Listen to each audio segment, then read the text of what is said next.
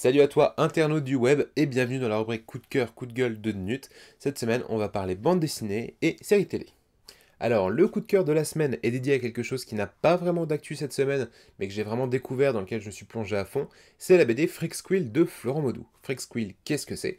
C'est l'histoire de trois personnages, Chance, une démonette plutôt sympathique, Xiong Mao, la fille d'un parrain de la mafia chinoise, et enfin, Ombre, une espèce de loup-garou géant qui a la capacité de se fondre dans la foule quand il porte un chapeau, et qui à côté de ça est quelqu'un de vachement gentil, qui est doux comme un nounours. On va suivre ces trois personnages à la FEAH, une académie spéciale pour super-héros, qui est clairement pas l'académie la mieux notée de la BD, mais quand même où il se passe des choses plutôt sympas, et vachement drôle. Déjà, c'est un premier bon point pour Freak c'est drôle. Il y a pas mal de gags, il y a pas mal de bonnes références à plein d'univers différents. Le cinéma, la télévision, les séries, les jeux, d'autres livres, les jeux de société vraiment. On voit les héros faire une partie de Colon de Catane à un moment. Dans un autre tome, on les voit jouer au loup-garou de tierce-lieu. Dans le genre, autre genre de référence, je pourrais citer le titre du tome 2 de la BD, Les Chevaliers qui ne font plus ni. Si tu ne comprends pas cette référence, retourne regarder les Monty Python et surtout Sacré Graal. Donc déjà, voilà, c'est drôle, donc déjà, moi ça m'a plu. Ensuite, c'est beau. Il faut savoir que c'est tout dessiné en noir et blanc, que c'est des gros volumes quand même qui font dans les 150 pages, je crois. Ça sort tous les ans, donc depuis 2008. Le cinquième tome est sorti en février 2012, si je dis pas de bêtises. Et le sixième serait prévu pour le mois de septembre l'année prochaine. Donc encore un peu de patience, mais l'auteur travaille sur d'autres projets à côté, donc ça se comprend. Donc c'est beau, c'est bien dessiné. Faut savoir qu'en plus du noir et blanc, il y a un chapitre en couleur dans chaque tome, sachant que les tomes font environ 5-6 chapitres à chaque fois. Donc il maîtrise aussi bien la couleur que le noir et blanc, puisque les personnages sont vraiment charismatiques, avec un design vraiment cool, vraiment atypique parfois.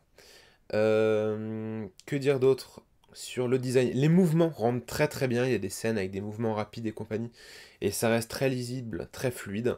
Les environnements sont assez détaillés en certains plans, et non franchement c'est un plaisir à lire et à regarder, donc déjà ça, je vous le conseille aussi pour ça. Donc voilà, c'est drôle, c'est beau, et surtout il y a un bon scénario en fond. On sent qu'il y a des choses qui se trament dans le fond de l'école, mais voilà, il y a des personnages vachement énigmatiques et on a envie d'en savoir plus sur eux aussi. Donc pareil, ça incite à lire les tomes suivants. Et vraiment, j'ai lu le premier pour tester et j'ai pas décroché, j'ai dévoré les trois autres juste après. Et ben il me reste plus qu'à attaquer le dernier. Donc, mais comme le prochain sort dans un an, j'essaye de limiter un peu. Que dire de plus? Le tome 4 est sorti dans une édition collector avec un jeu de société fourni dans une boîte de céréales, une boîte Chocafrix. Le packaging est absolument génial. Ils ont repris tous les codes de la boîte de céréales de base et ça rend super bien. Les pions dedans, tout le matériel, une fois que vous avez ouvert la boîte en carton, sont dans un sachet en plastique, type sachet de céréales. Alors, ça va paraître débile pour certains, moi j'adore ce genre de petites fantaisies. Donc j'ai vraiment adoré, vraiment accroché aussi à ce collector.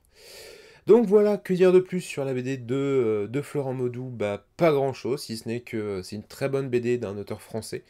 Donc je vous recommande vraiment vraiment de la lire. Ça peut se lire à tout public puisque ça a un petit côté magie, un petit côté des designs parfois un peu effrayants. Il y a un des personnages de l'école qui est un squelette, il y en a un autre qui est une femme araignée, il y en a encore une autre qui est une femme sans tête avec une tête de citrouille sous le bras. Mais l'humour qu'il y a dedans fait que ça enlève complètement ce côté qui pourrait effrayer au fait.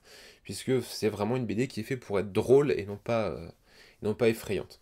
Donc le design colle plutôt pas mal. Et puis bon, deux, trois petites références, quelques doubles lectures des fois, mais franchement, ça peut se lire pour tout public. Donc bah voilà, lisez Freak Squill, c'est vachement bien.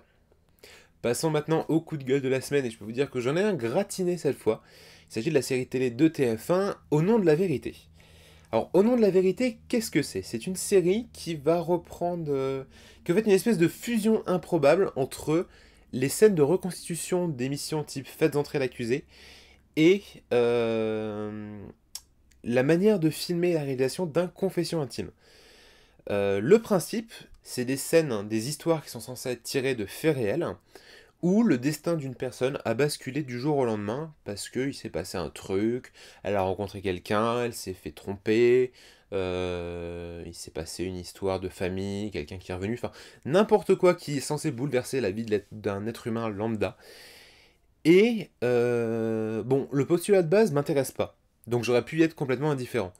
Sauf que c'est la manière dont c'est fait que je trouve vraiment, mais alors vraiment mauvaise et qui m'énerve au plus haut point quand je tombe dessus. Si vous voulez, c'est joué par des acteurs déjà qui, alors je m'excuse s'il y en a qui regardent, hein, qui jouent mal. C'est mal fait. En fait, c'est des acteurs qui jouent pas très bien et qui jouent comme s'ils étaient naturels, ils ne jouaient pas. Donc autant quand un acteur joue dans un film, ça se voit, c'est pas naturel, ça se voit qu'il joue, mais c'est fait pour. Là, l'acteur qui fait comme s'il ne jouait pas, ça donne un truc très mauvais, très récité. Donc déjà, ça passe pas bien à la caméra. Et ensuite, on suit l'histoire de personnes. Donc on voit qu'il leur arrive des choses. Et s'entrecouper de face à face avec la caméra, version confessionnelle.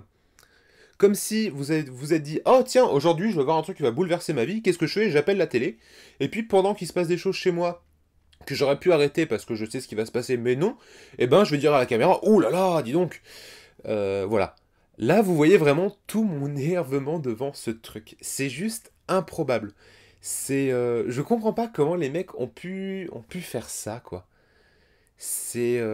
En plus d'être mal joué, c'est improbable, vraiment.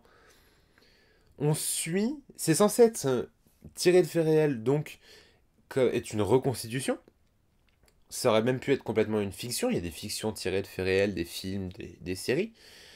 Mais ces parties entrecoupées avec ce que j'appelle les passages confessionnels, ça casse tout le truc. Ça le rend absolument pas crédible.